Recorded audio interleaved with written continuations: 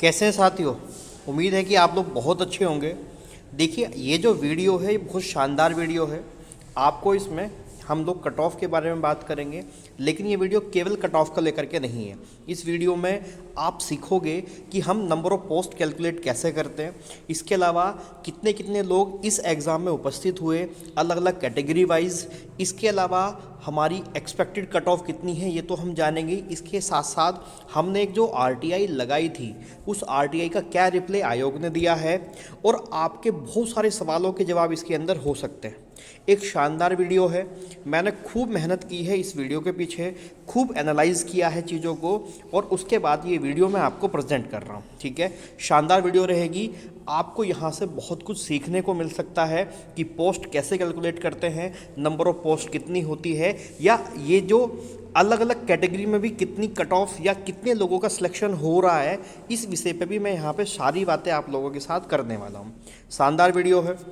देखिए, जो मेरे भाई ने सब्सक्राइब नहीं कर रखा है चैनल, वो सब्सक्राइब ज़रूर करना दोस्तों, क्योंकि मेहनत लगती है यार, और इतना अच्छा काम किया जाता है जिससे बहुत सारे बच्चे लाभान्वित हो पाते हैं। ठीक है, चलिए हम शुरू करते हैं आज की अपनी वीडियो को। चलो मैं देखता हूँ आगे हम लोग इसमें बढ़ाते हैं। ठीक है, हम एक्सपेक्टेड कट ऑफ पे बात करने वाले हैं। आइए देखिए, देखो सबसे पहले हमने यहाँ पे बात की है जो नंबर ऑफ पोस्ट्स हैं वो किस तरीके से हैं। ये आपका जो नोटिफिकेशन था पुलिस को लेकर के, उस नोटिफिकेशन का ये एक स्क्रीनशॉट लिया गया है। देखो यहाँ पे बच्चे कैलकुलेट कैसे करते हैं। एक तो बहुत सारे बच्चे हमारे ऐसे हैं जिनको अभी ये पता नहीं है कि कैलकुलेट कैसे किया जाता है। देखो, क्योंकि हमें ऐसा लगता है कि जैसे साथ साथ लिखा है ना कि अनुसूचित जाति यानी एससी की 304 सीटें हैं, तो एससी की 304 सीटें हो गई। ऐसा नहीं है। जैसे यहाँ लिखा है 76 सीटें एससी की हो गई, तो टोटल 380 सीटें हो गई। ऐसा नहीं होता है दोस्तों। अब देखो ढंग से देखना कि निकालते कैसे हैं, मैं आपको निकाल के दिखाता हूँ। देखो सबसे पहले क्या करते हैं भाई, हम इसको हटा देते हैं पहले ना। देखो, जैसे मान लिया कि यहाँ पर 304 सीटें हैं, तो 304 सीटों में से 15 तो अनाथ चले जाएंगे, 12 जो लोग हैं वो कुशल खिलाड़ियों में चले जाएंगे, 30 राज्य आंदोलनकारी या उनसे जो आश्रित लोग हैं 30 वहाँ चले जाएंगे, और यहाँ से 15 बच्चे किसके होंगे, होमगार्ड के होंगे। यानी कि 304 में से ये सारे जब आप घटाओगे ये टोटल 68 बनता है, और यानी कि एससी की 236 सीटों के आसपास बचेंगी। कितनी? 236 सीटें। अब 236 सीटों में से भी बच्चे क्या होता है, देखिए थोड़ा सा ध्यान से देखना कि यदि मान लिया ये जो आपके स्वतंत्रता संग्राम सेनानी के जो आश्रित 32 लोग हैं, या जो भूतपूर्व सैनिक 80 लोग हैं, देखो ये किसी कैटेगरी में नहीं रखे गए हैं। इसका मतलब ये होता है यदि ये जो 32 लोग हैं, अगर मान लेते हैं कि इनमें से 4 लोग अनुसूचित जनजाति में मिले, एससी के 4 बच्चे मिले ऐसे जो स्वतंत्रता संग्राम सेनानी के आश्रित हैं, तो 4 सीटें एससी में से कट जाएंगी।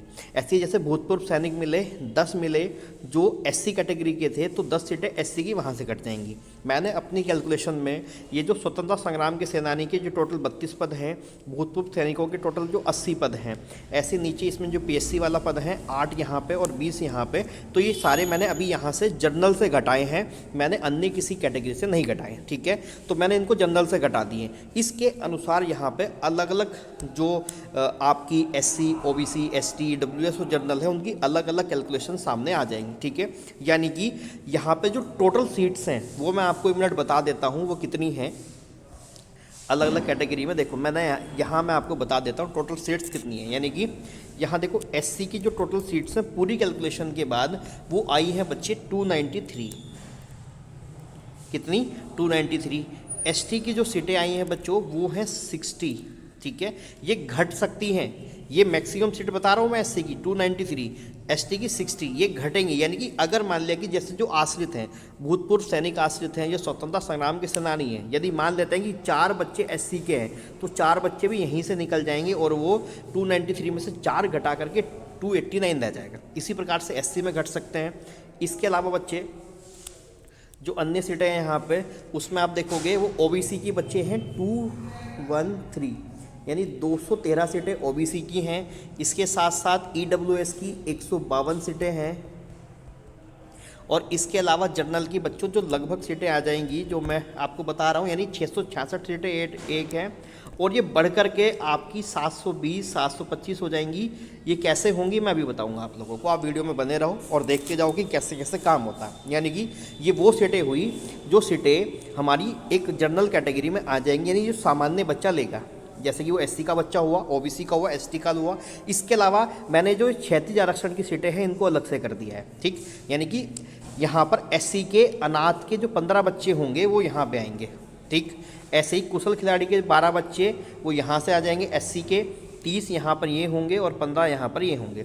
अगर मान लेते हैं इन कैटेगरी में बच्चा नहीं मिलता तो वो सीटें कहाँ चली जाएंगी, वो सीटें इनकी अपने आप यहाँ पे ऐड हो जाएंगी। तो ये सीटें घटे बढ़ेंगी, तो इससे मतलब नहीं है आपको कि टोटल नंबर ऑफ सीट्स अभी कितनी है, क्योंकि ये एग्जैक्ट आंकड़ा आयोग के द्वारा ही बताया जाएगा कि नंबर ऑफ सीट्स यहाँ पर कितनी रहने वाली है, ठीक है। ये एक जनरल आंकड़ा है जो हमारे सामने है। इसी प्रकार से हम अलग अलग कैटेगरी में इन सबको निकाल सकते हैं, ठीक है। मेरे हिसाब से बात समझ में आई होगी तो लाइक मार देना, सब्सक्राइब नहीं किया तो सब्सक्राइब कर देना वीडियो को, ठीक है। अब देखो इसमें थोड़ा सा आगे बढ़ते हैं, ठीक। हमने क्या किया था, यहाँ पे हमने एक आरटीआई के माध्यम से जानकारी प्राप्त करी थी कि कितने कितने बच्चों ने कितनी यहाँ पे उपस्थिति दर्ज हुई। देखिए यहाँ पे आपको पता है उपस्थित अभ्यर्थियों की संख्या कितनी है, यानी कि यहाँ पे लगभग टोटल पास किए हुए अभ्यर्थी में जिन्होंने फिजिकल पास किया था उसका 93% बच्चे क्या रहे, बच्चों वो उपस्थित रहे। यानी कि केवल बहुत कम एग्ज़ाम हमारे यहाँ होते हैं उत्तराखंड के अंदर जिसमें इतनी ज़्यादा अटेंडेंस रहती है, नहीं तो 60 62 65 70% मैक्सिमम अटेंडेंस रहती है। इसमें 93% अटेंडेंस रही है। लगभग 37,000 कुछ लोगों ने फिजिकल पास किया था, जिसमें से 35,017 लोग यहाँ पे आए हैं, जिसमें आप देख सकते हैं जनरल के 9,067 व्यक्ति हैं, अनुसूचित जनजाति यानी एसटी के 2,539 बच्चे हैं, एससी के देखिए 11,805। सबसे ज़्यादा बच्चा किसका है बच्चों, एससी का है। अनुसूचित जाति के सबसे ज़्यादा बच्चे हैं, अन्य पिछड़ा वर्ग के यानी कि ओबीसी की 9,065 और ईडब्ल्यूएस यहाँ पे 2,541 बच्चे हैं। कितने बच्चे हैं जो उपस्थित हुए।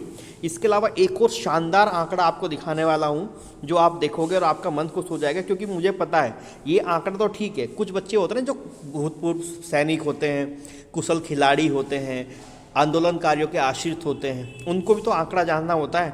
तो उनके लिए आंकड़ा ये रहा भाई, शानदार आंकड़ा है, देखना। होमगार्ड के अंदर जिन लोगों को इसमें आरक्षण मिल जाएगा वो लगभग 349 लोग हैं जिन्होंने ये एग्ज़ाम अपीयर किया है, ठीक है। कुशल खिलाड़ियों में 293 बच्चे हैं। राज्य आंदोलनकारी में उनके जो आश्रित हैं वो 164 बच्चा है। भूतपूर्व सैनिक 87 बच्चे हैं जो उपस्थित हुए हैं, और दिव्यांग यहाँ पर 0 हैं, ठीक है। यानी दिव्यांग यहाँ पर कोई भी नहीं है। शानदार आंकड़े हैं, खूब मेहनत करी गई है वीडियो को लेकर के। आइएगा देखो, एक और आरटीआई हमने लगाया था, ये मुझे किसी भाई ने भेजा है, ठीक है। और ये आरटीआई अभी लेटेस्ट आरटीआई है, जिसमें आपका एक सवाल जो होता है ना कि सर हमने जर्नल में फॉर्म भरा, क्या हम जर्नल में आएंगे, क्या ऐसा बच्चा जिसने एज रिलैक्सेशन लिया है क्या वो जनरल की सीट काट पाएगा। ऐसे बहुत सारे सवाल आपके मन में होते हैं, तो उसी का जवाब ये है बच्चे। देखिए यहाँ पे आरटीआई का जवाब आया है अभी, ये लेटेस्ट आरटीआई है। अनुभाग अधिकारी जो आपके लोक सूचना अधिकारी हैं हमारे लोक अधीनस्थ सेवा चयन आयोग यानी कि UKSSC के, और अभी लेटेस्ट आपकी दिनांक 4 नवंबर 2025 की ये आरटीआई है, जिसको मैं बताता हूँ आपको। देखो, अनुरोध करता हूँ, उनका नाम हटाया गया है यहाँ से, जो मैंने हटा दिया है। भाई ने बोला था कि मेरा नाम मत लेना सर प्लीज़। सूचना का अधिकार अधिनियम 2005 के अंतर्गत जो सूचना मांगी गई है उसमें क्या बताया गया, देखिए कि अनुरोधकर्ता द्वारा चाही गई सूचना के संदर्भ में अवगत कराना है कि आयोग के विज्ञापन, ये विज्ञापन संख्या है दिनांक ये में, विज्ञापित आरक्षी जनपदीय पुलिस एवं आरक्षी PSC IRB के पदों हेतु सामान्य श्रेणी की जो आयु है आपको पता है वो कितनी थी, 18 से 22 वर्ष निर्धारित की गई थी, ठीक है। यानी कि जो हमारा कांस्टेबल के एग्ज़ाम था उसमें जनरल की जो सीट थी वो कितनी थी, 18 से 22 निर्धारित कर गई थी आयु। यदि किसी अभ्यर्थी द्वारा, ध्यान से सुनना, देखो ये वो मामला, मैं हटाता हूँ पहले इसको, देखो ध्यान से देखना जिसमें आपका जवाब छिपा है। यदि किसी अभ्यर्थी द्वारा आवेदन पत्र भरते समय, यानी जब आपने अप्लाई किया था उस समय भरते समय आयु सीमा में छूट का लाभ लिया गया हो, इम्पोर्टेंट लाइन है, यानी कि यदि किसी बच्चे ने आयु सीमा में छूट का लाभ लिया गया हो तो उस अभ्यर्थी का चयन आवेदित श्रेणी में ही किया जाएगा। यानी कि ये जो आरटीआई है ये क्या कह रहा है कि यदि आपने एज रिलैक्सेशन लिया था फॉर्म भरते समय, यानी मान लेते जैसा आप ओबीसी में थे और आपने एज रिलैक्सेशन ले लिया, तो आपका जो अंतिम चयन है बच्चे वो एज रिलैक्सेशन यानी कि आपकी ओबीसी कैटेगरी में ही होगा, आप जनरल सीट नहीं काट पाएंगे। इसी वजह से ओबीसी की कट ऑफ थोड़ी सी ज़्यादा जाने की अनुमान लगाया जा रहा है, क्योंकि ओबीसी नंबर ऑफ सीट्स 213 है, वहीं जर्नल में नंबर ऑफ सीट लगभग 725-750 के आसपास रहेंगी। ठीक है, तो उस अभ्यर्थी का चयन आवेदी श्रेणी में ही किया जाएगा। सामान्य श्रेणी में चयन हेतु 18 से 22 वर्ष आयु होनी आवश्यक है। ये वो आरटीआई है जो बहुत बड़ा खुलासा आप लोगों के सामने कर देगी। आपका जो लगातार सवाल बना आ रहा था कि सर क्या होगा कैसे होगा, तो ये उसका जवाब है। ठीक है, अब बात आती है मेरे बच्चे, मैंने आपको आरटीआई दिखा दी, क्या जिसने एज रिलैक्सेशन लिया है वो सीट काटेगा, इसका जवाब आपको मिल गया। कितने कितने लोग यहाँ उपस्थित हुए वो जवाब आपको मिल गया। इसके अलावा सबका मैंने आपको बता दिया कितने कितनी सीटें यहाँ पे हैं वो जवाब आपको मिल गया। इसके साथ साथ अब हम बात आएंगे कट ऑफ पे। तो सबसे पहले हम लोग उनको देख लेते हैं जो बड़े आसानी से सिलेक्शन जिनका हो रहा है, यहीं पे ढंग से देखना। देखो सबसे पहले मैं बात कर रहा हूँ इस श्रेणी में, किस श्रेणी में, यहाँ पे जो नंबर ऑफ सीट्स हैं और उनको आप लोग देख सकते हैं। जैसे ये जो आपके ये ले लो ना, सबसे पहले जैसे कुशल खिलाड़ी ले लो। कुशल खिलाड़ियों की यहाँ पे जो टोटल सीट्स हैं बच्चों वो हैं 64, तो ये हैं कुशल खिलाड़ी की, और 16 ये हैं, तो कुल मिलाकर के 80 हैं। 80 कुशल खिलाड़ी हो रहे हैं, लेकिन कुशल खिलाड़ियों की जो फॉर्म भरने वाले लोग हैं वो कुशल खिलाड़ी 293 हैं। यानी कि अब देखो 80 सीटें हैं, 293 लोग हैं, तो कुल मिलाकर के 80 लोगों का सिलेक्शन हो जाएगा। यानी जो टॉप पे 80 लोग होंगे उनका सिलेक्शन हो जाएगा। अब यहाँ कितनी कट ऑफ रहेगी कुशल खिलाड़ियों की इसका पता नहीं है। ठीक है, क्योंकि मैं आपको बता देता हूँ, एक सवाल और है जो आपको परेशान कर रहा था, वो ये था कि जो आपको अगर पता हो कि एससी और, देखो मैं आपको बताता हूँ, ध्यान से देखो, इसको हटाते हैं पहले। आपने एक देखा होगा मिनिमम नंबर की रिक्वायरमेंट होती है हमारे यहाँ पे। ठीक है, यानी कि जो हमारा एससी है और एसटी है उसके लिए एग्ज़ाम में 35% नंबर लाना अनिवार्य है। वही ओबीसी, जर्नल और ईडब्ल्यूएस, ठीक है, यानी कि ओबीसी है, जर्नल है और ईडब्ल्यूएस है, इसके लिए आपका एग्ज़ाम में 45% नंबर लाना अनिवार्य है। लेकिन ये अन्य जो आरक्षित श्रेणी है, यानी कि ये वाली जो श्रेणियाँ हैं, इन पे यहाँ पे ये लागू नहीं होगा, न स्वतंत्रता संग्राम पे, भूतपूर्व सैनिक पे, न अनाथ पे, न कुशल खिलाड़ी पे, न आंदोलनकारियों पे, न ही होमगार्ड पे, ये यहाँ लागू नहीं होगा।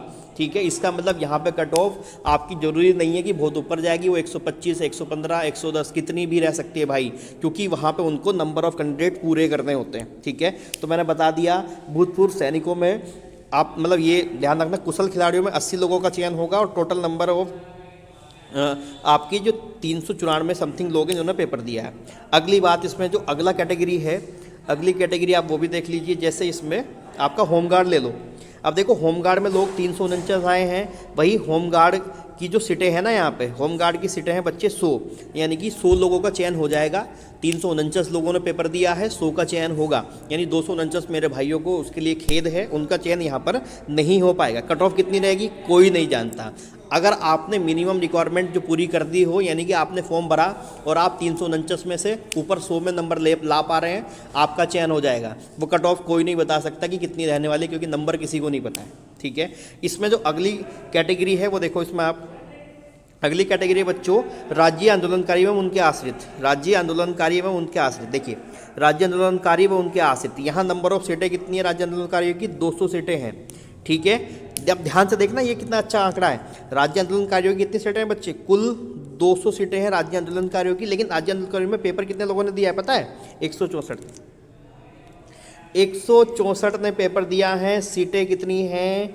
वो हैं 200। तो अब आप मुझे बताओ ना, जो भी राज्य आंदोलनकारी वाले मेरे भाई लोग हैं, तो उन्होंने जिन्होंने पेपर दे दिया वो 164 लोग, उन सब का सिलेक्शन हो गया है। उन लोगों को तो पहले ही मैं बधाई दे रहा हूँ। इनमें से भी जो 36 सीटें बचेंगी, ये 36 सीटें बेटा काउंट हो जाएंगी कहाँ? जनरल में।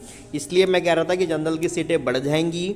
ठीक है, क्योंकि ये जो 36 सीटें हैं, क्योंकि भैया 200 सीटें हैं, टोटल एग्जाम में अपियर होने वाले ही 164 हैं, तो जो 36 सीटें हैं ये बच जाएंगी। ये सीटें बाद में जर्नल में चली जाती हैं और जर्नल में काउंट हो जाती हैं, ठीक है। अब ये भी ध्यान रखना, इन लोगों का तो भैया हो गया है, जिन लोगों ने पेपर दिया उनको अग्रिम बधाई। वो अपने डॉक्यूमेंट वेरिफिकेशन और आने वाली प्रक्रिया की शुरुआत में लग जाइए, अपने पेपर तैयार रखिए, ठीक है। इसमें जो अगला आंकड़ा है वो भूतपूर्व सैनिकों का है बच्चों। देखो भूतपूर्व सैनिकों ने यहाँ पे 87 लोग हैं जो उपस्थित हुए हैं, भूतपूर्व सैनिक। और देखो भूतपूर्व सैनिकों की सीटें देखिए, 80 यहाँ पे हैं, 20 यहाँ पे हैं, यानी 100 हैं जो भूतपूर्व सैनिक हैं। शामिल कितने हुए हैं? 87। सीटें कितनी हैं? 100। तो यानी भूतपूर्व सैनिक, जितने भी मेरे भूतपूर्व सैनिक हैं, मेरे रेस्पेक्टेड लोग हैं, उन लोगों का सबका सिलेक्शन यहाँ पे हो जाएगा, 87 के 87 लोगों का, ठीक है। 13 सीटें बचेंगी और ये 13 सीटें जनरल में चली जाएंगी, वहाँ पे काउंट हो जाएंगी।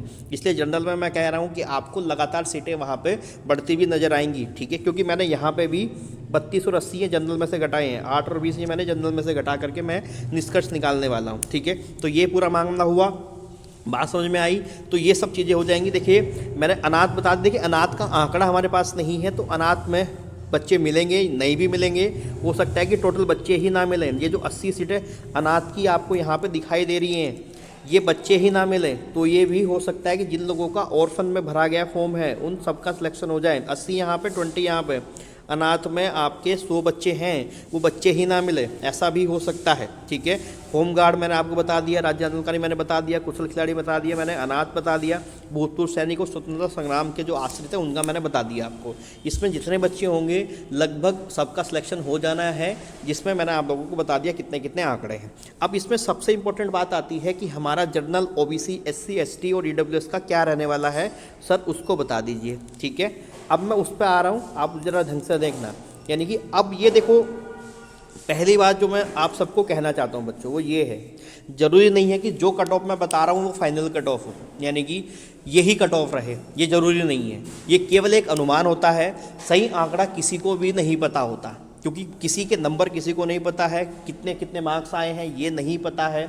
देखिए ये केवल एक अनुमान लगाया गया है दोस्तों, तो हो सकता है कि इससे ज़्यादा चली जाए, हो सकता है इससे कम भी चली जाए, लेकिन जहाँ तक मुझे उम्मीद है इससे कम रहने की संभावना हो सकती है, इससे ज़्यादा तो किसी भी पक्ष में नहीं जाने वाली, ठीक है। तो मुझे लगता है ये मेरी अपनी खुद की बनाई हुई एक एक्सपेक्टेड कट ऑफ है जो आप लोगों को मैं बता रहा हूँ, ठीक है। ध्यान से सुनिएगा, हो सकता है कि ये गलत हो सकता है कि सही हो, लेकिन मैंने अपनी पूरी कोशिश करी है इसको बताने में, मैं बता रहा हूँ। अभी भी मैं फिर कह रहा हूँ, वीडियो अगर अभी तक अच्छी लग रही है और आप मुझे सुन रहे हैं तो वीडियो को लाइक ज़रूर कर देना। साथ ही साथ मेरे बच्चों, वीडियो को लाइक करने के बाद अगर आपने चैनल सब्सक्राइब नहीं किया है तो आप चैनल सब्सक्राइब जरूर कर देना, ठीक है, क्योंकि आपका वो सब्सक्राइबर ही मेरे लिए मेरा पारितोषिक है। देखिए मेरे हिसाब से जो जर्नल की कट ऑफ रहने वाली है बच्चों वो बता रहा हूँ, लेकिन उससे पहले एक चीज़ और बता रहा हूँ कि जिस भी मेरे भाई के 145 प्लस है, वो चाहे किसी भी कैटेगरी में हो, वो तो फाइनल है, ठीक है। 145 प्लस 100% फाइनल है, इनका नंबर नहीं कटेगा किसी भी स्थिति में, ठीक है।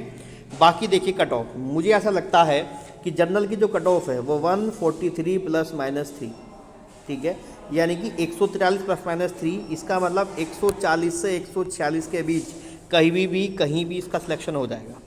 जो मेरे भाई जर्नल है, हो सकता है कम हो सकता है ज़्यादा हो, लेकिन मेरा अनुमान जो मुझे लगता है, इसमें मैंने कई सारे पैरामीटर्स को जोड़ा है, मैंने नंबर ऑफ़ वैकेंसीज देखी हैं, इसमें मैंने देखा है कि पेपर कितना टफ था, इसमें मैंने देखा है कि कैंडिडेट जनरल में 18 से 22 एज वाले ही होंगे, ठीक है, जिनको इतना ज़्यादा अनुभव नहीं होता है। इसमें मैंने देखा है कि भाई साहब और अन्य किन किन कैटेगरी में, यानी ओबीसी देखो केवल अपनी कैटेगरी में लड़ेगा ऊपर वाला बच्चा, तो बहुत सारे फैक्टर्स को देखने के बाद, इसके अलावा इसमें मैंने बहुत सारे यूट्यूबर्स हैं उनकी भी एनालिसिस को देखा है, उनके द्वारा दिए गए आंकड़ों का भी मैंने इस्तेमाल किया है, तो उन सब चीज़ों का मेल करने के बाद मुझे ऐसा लगता है कि जनरल की जो कट ऑफ है वो 143 से ±3 रह सकती है, वो 140 से 146 के बीच, ये फाइनल सिलेक्शन बता रहा हूँ बच्चों, तो ये जनरल की कट ऑफ हो सकती है। इसके बाद बात आती है एसटी की। देखो एसटी में नंबर ऑफ सीट्स बच्चे कम हैं, इसलिए एसटी की कट ऑफ इस बार थोड़ी सी ज़्यादा जाने का अनुमान है। मुझे लगता है कि 138 ±3 एसटी हो सकता है। इसके अलावा एससी की कट ऑफ देखो हो सकता है डाउन चली जाए, लेकिन मुझे ऐसा लगता है 136 ±3 ये एससी कट ऑफ, या 135 भी हो सकती है। 135 प्लस माइनस 3 SC यानी 132 से 138 इसके ऊपर है तो आप बिल्कुल बल्ले बल्ले। SC 140 प्लस फाइनल है भाई। मुझे ऐसा लगता है कि 135 प्लस माइनस 3 SC रह सकता है। इसके अलावा मेरे बच्चों यहीं पे अगर मैं देखूं बचा कौन, EWS। देखो EWS में इस बार सीटें जो हैं बहुत ज़्यादा नहीं है, 152 सीट के आसपास है, हो सकता है इससे भी कम हो जाए।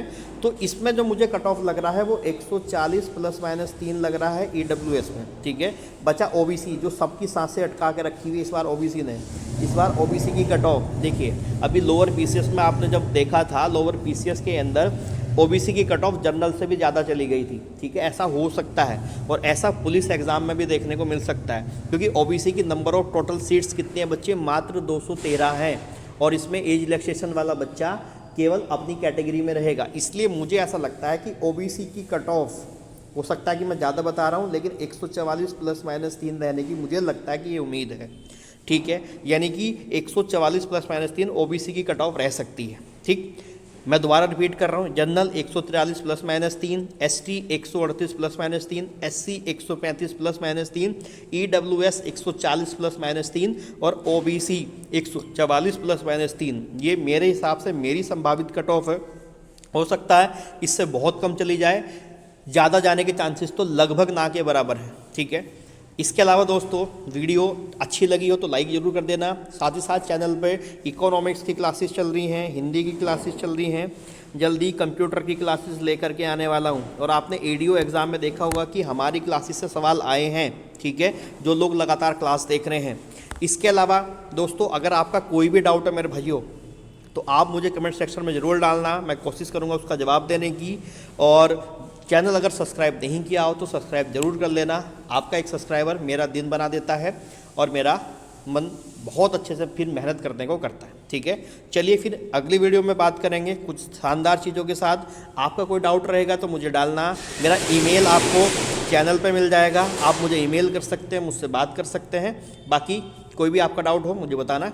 चलिए फिर मुलाकात करेंगे अगली वीडियो में, तब तक के लिए बहुत बहुत धन्यवाद। जय हिंद, जय भारत।